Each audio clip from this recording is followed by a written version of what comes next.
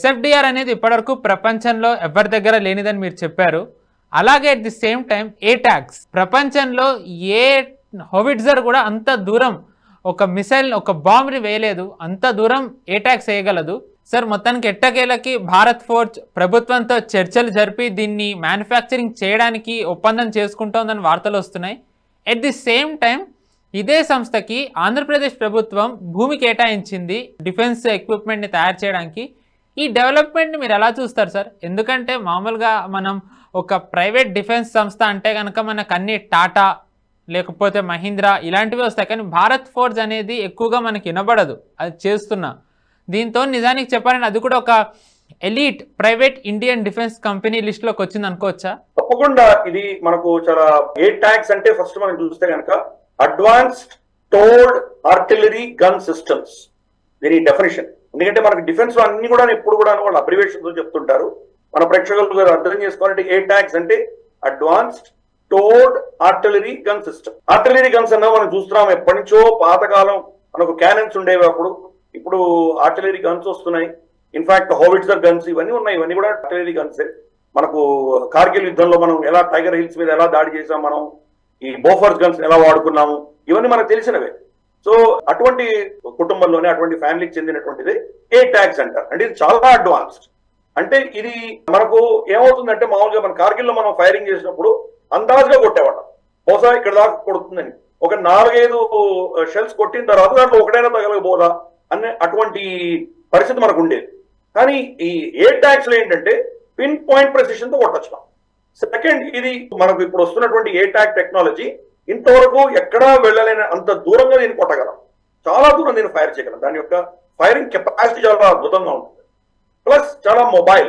మనకు గతంలో మనకు ఈ ఏవైతే టోర్డ్ ఆర్టిలరీ గన్స్ ఉండినాయో అవి చాలా బరువుగా ఉండేవి, చాలా హెవీగా ఉండేవి. ఎందుకు? దాని రీకాయిల్ కెపాసిటీ అంటే మనం ఫైర్ చేసినప్పుడు అది వెనక్కి జరుగుతుంది, అది వెనక్కి ఒక పుష్ బ్యాక్ వస్తుంది. ఆ పుష్ బ్యాక్ తట్టుకునేటువంటి కెపాసిటీ దానికి ఉండాలి, కాబట్టి చాలా బరువుగా ఉండేవి. ఆ వెనక్కి వచ్చినప్పుడు దానికి కావాల్సినటువంటి బరువు దాంట్లో పెట్టేవాళ్ళు, చాలా బరువుగా ఉండేవి. ఇప్పుడు కొత్త కొత్త టెక్నాలజీస్ ఏంటంటే దాని బరువు తగ్గించగలిగారు, దాని రీకాయిల్ ఇంపాక్ట్ కూడా తగ్గించుకోగలిగారు. పర్ఫెక్ట్ గా ఈ ఫైరింగ్ లో ఎక్కడ మిస్ అవ్వకుండా పిన్ పాయింట్ ప్రెషర్ లో కొట్టగలిగినటువంటి టెక్నాలజీస్ దీంట్లో ఉన్నాయి. ప్లస్ ఇదేంటంటే ఇప్పుడు శాటిలైట్ టెక్నాలజీ తోటి, జిపిఎస్ తోటి వీటితో అనుసంధానం చేసి, ఇన్ఫాక్ట్ కంప్యూటర్ కి అనుసంధానం చేసి దీన్ని ఫైర్ చేయొచ్చు. క్రమేపీ ఇవన్నీ కూడాను మనిషి ఇన్వాల్వ్మెంట్ తగ్గించుకుంటూ టెక్నాలజీ పరంగా చేసేటువంటి పరిస్థితి మనం చూస్తున్నాం మనం.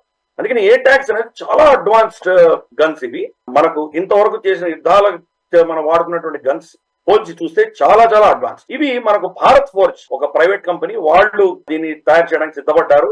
టెక్నాలజీ వాళ్ళ దగ్గర ఉన్నది, డిఆర్డిఓ ఇచ్చింది, ఇతరత్ర కూడా వాళ్ళు పార్ట్నర్షిప్ తో పెట్టుకొని వాళ్ళు తీసుకున్నారు. వీళ్ళు దీని మ్యానుఫ్యాక్చరింగ్ అన్నది మన ఆంధ్రప్రదేశ్ లో మడకసీరా దగ్గర ఒక చిన్న గ్రామంలో వాళ్ళకి ఆంధ్రప్రదేశ్ ప్రభుత్వం 1000 ఎకరాలు అలాట్ చేశారు. ఇంకా కావాలంటే ఇంకొక 500 ఎకరాలు కూడా మీకు ఇస్తామని చెప్పారు. దీంట్లో దానికి కోసం టెస్టింగ్ రేంజ్, దానికి ఫైరింగ్ రేంజ్ ఇవన్నీ కూడా వాళ్ళకి అవసరం ఉండొచ్చు. ఇక్కడ ఈ అడ్వాన్స్ ఏటాక్స్ వాళ్ళు తయారు చేయబోతున్నారు. 307 ఏటాక్స్ ఆర్డర్ ఆల్రెడీ ప్రభుత్వం ఇచ్చింది, భారత ప్రభుత్వం.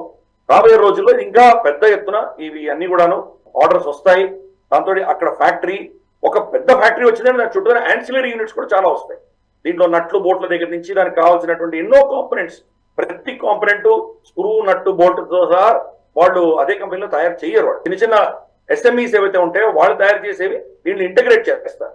అలాగే దానికి సంబంధించిన సాఫ్ట్వేర్ కావచ్చు, దానికి సంబంధించినటువంటి కంప్యూటర్ ఎక్విప్మెంట్ కావచ్చు, ఇవన్నీ కూడాను మనకు భారత్ ఫోర్జ్ చేయకపోవచ్చు. భారత్ ఫోర్జ్ ఇంకో దగ్గర ఒరిజినల్ ఎక్విప్మెంట్ సప్లయర్స్ అంటారు, ఈఈఎస్, ఒరిజినల్ ఎక్విప్మెంట్ మ్యానుఫ్యాక్చరర్స్, ఈఈఎం అంటారు, సో ఓఈఎంస్ అంటారు. వీళ్ళ దగ్గర నుంచి వాళ్ళు తీసుకుని దాన్ని అసెంబ్లీ కూడా చేసేటువంటి అవసరం పరిస్థితి రావచ్చు. కాబట్టి దీన్ని బెంగళూరు దగ్గరగా పెడుతున్నాం, అంటే మడకసీర. అంటే బెంగళూరు నుంచి ఉన్నటువంటి కంపెనీలు వాళ్ళు చాలా తొందరగా ఇక్కడికి ఇవ్వచ్చు, అనుసంధానం చేసుకోవచ్చు. ప్లస్ ఆంధ్రప్రదేశ్ లో కూడా మడకసీర దగ్గర కోసం ఒక ఇండస్ట్రియల్ కల్చర్ వచ్చేటువంటి అవకాశం దీనివల్ల ఉంది. కాబట్టి ఇది ఒక అద్భుతమైనటువంటి కరణ. దాన్ని మన తెలుగు రాష్ట్రంలో ఉన్నది కాబట్టి మనకందరికి కూడా చాలా ఆనందకరమైనటువంటి విషయం ఇది. రాబోయే రోజుల్లో ఇటువంటి అడ్వాన్స్ టెక్నాలజీస్ మీద రీసెర్చ్ కూడా హైదరాబాద్ లో జరుగుతుంది. ప్లస్ మనకు భారత్ ఫోర్జ్ వాళ్ళు చేస్తున్నారు. ప్లస్ ఈ మ్యానుఫ్యాక్చరింగ్ ఫెసిలిటీ అనేది ఒకటి వచ్చిన తర్వాత రాబోయే రోజుల్లో దాన్ని నిజంగా సెకండ్ లెవెల్, థర్డ్ లెవెల్ తీసుకువెళ్ళి ఇంకా మన సైన్యానికి బలం చేకూర్చే దిశగా కొత్త కొత్త ఆవిష్కరణలు చేస్తారు అని వాళ్ళని అభినందిద్దాం. రైట్.